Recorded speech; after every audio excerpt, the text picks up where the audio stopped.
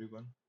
In this video, I'm going to show you how to port Seeed Studio Xiao 7.5-inch e-paper panel to Zephyr RTOS.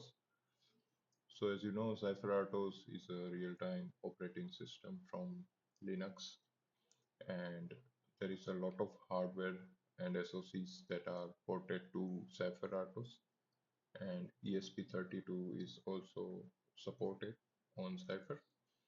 A few days ago, I got this display from Seeed Studio, and I thought it would be a good idea to port this display to Zephyr.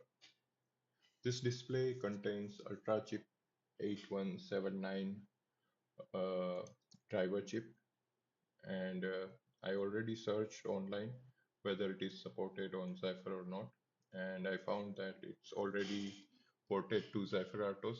So to port this display to Zephyr, we don't need to write any C code because the driver chip is already ported. We just need to change the configuration and device tree settings so that it would work with Zephyr. So before jumping into the software part, we should look a little bit in more detail about the display. The display comes with a battery, and it also comes with 3D printed enclosure.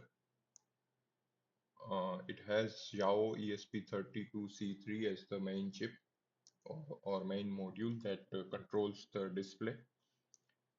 And on the wiki page, we will also find the schematic of this board. Now, going through the schematic is very important so that we know which pins are connected from Xiao ESP32-C3 to the display. This will help us to write our device tree files in Zephyr. So as you can see on the connector CN3, the display is connected over SPI interface to the Xiao, and we can also look at the Xiao series wiki page. So here is the Xiao series wiki page, and most of the Xiao boards are ported to Zephyr project. We can look at the Xiao ESP32-C3 pin mappings so that we know which pin headers are connected to which GPIO internally. So this image on your screen is the image of Xiao ESP32-C3, and the GPIOs are connected to various pins on the pin header. Now, when we have this detail, we can easily port this display to Zephyr.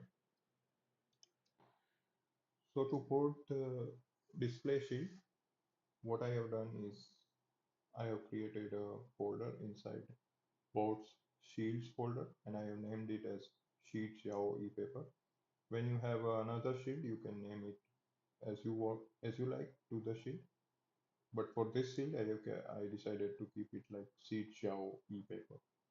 And then inside that I have another folder, and inside that I have another folder again, and then I have Seed Xiao ePaper panel.webp, that is a image of this board, and this image is going to be displayed on the Zephyr main page when it is ported. Then I have index.rsp, that is defining the documentation and build instructions for this sheet. Then I have some required files. One of them is kconfig.defconfig. Kconfig.defconfig defines some of the required kconfig values. So as this is based on LVGL, there are some LVGL values here, as you can see, and then there are some default values that are going to be included inside a final build, along with project dot or along with other kconfigs that are there in our project. Then I have kconfig.shield. This is basically a definition of config. So config shield sheet Xiao ePaper, and it will like it will be included in the final shield list. So as you can see, it's like define boolean and then shield list contains sheet Xiao ePaper. This is also a required file. Then I have Seeed Xiao ESP32-C3. So this is the overlay file that describes the hardware. We have already looked at the schematic of this sheet. So now we are going to go into the details of the schematic and use those information to create a hardware description that is overlay. So everything will be here regarding the hardware. But before looking into this file, let's look at shield.yml. Shield.yml contains few important properties. For example, the name of the shield. So the official name of the shield is Seeed Xiao ePaper, as I told you before. Then full name. So I can put like ePaper display for Xiao. Vendor is Seeed. Then supported feature is only display. If you have another shield that is, let's say, camera or RTC, you can put it here. Then now let's look at Seed Xiao ePaper.overlay file. So what's there in the overlay is Xiao SPI node. So this node is defined inside a Xiao DTS file, and we have extended this to use SPI and have defined Zephyr SDHC SPI slot because we are going to use the SPI interface to interface with the display. So we have extended this here. Then we have a chosen node that is Zephyr display. This is absolutely must for building any display related samples. So for that reason, I have Zephyr display node, and on that I have UC8179 seed ePaper. So while I was doing the porting work, I thought I searched for UltraChip UC8179 on Zephyr project, and I found that it is already been ported to Zephyr project. So I don't need to write any C code. It's here. There is already a compatible called UltraChip UC8179 on MIPI DPI bus. So what I have here is MIPI DPI bus, and as a child node, I have UC8179 CD paper. So this is same as chosen nodes property, and I have defined some more pins like PC, GPIO, SPI device that I'm using. In this case, I'm using Xiao SPI, and yeah, that's all for this file. So now I can use this shield to build some samples. So let's look at how it builds the sample.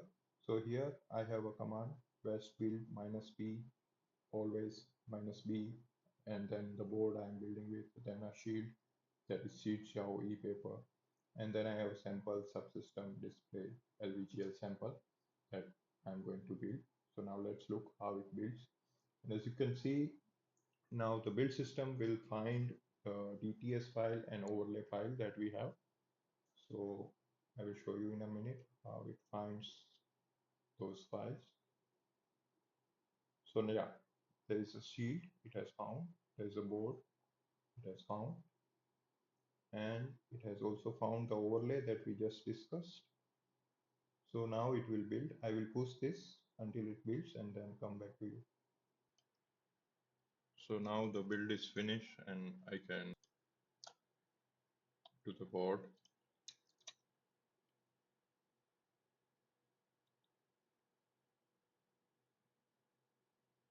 It's flashing now and I can see hello world display on my screen. So thanks for watching this video and stay tuned for more such videos.